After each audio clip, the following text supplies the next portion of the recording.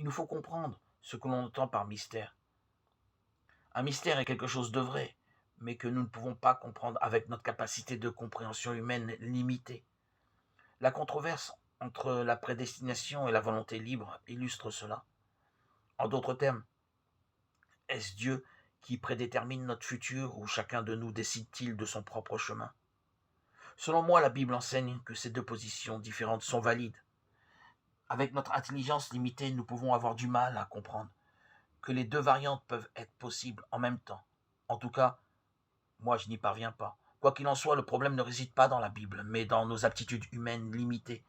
Nous sommes des êtres humains limités et vivons dans un monde temporaire. En revanche, les vérités concernant Dieu ne connaissent aucune limite. Elles sont éternelles. Et c'est cela qui nous perturbe.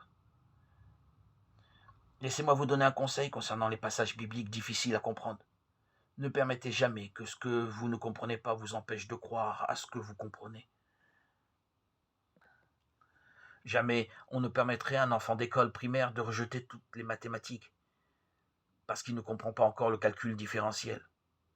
On lui dirait « Apprends d'abord les additions et les soustractions, l'algèbre et la géométrie, et un jour tu comprendras aussitôt le calcul différentiel. » Pourtant, quand cela concerne la Bible, certaines personnes refusent de croire quoi que ce soit lorsqu'elles ne comprennent pas tout.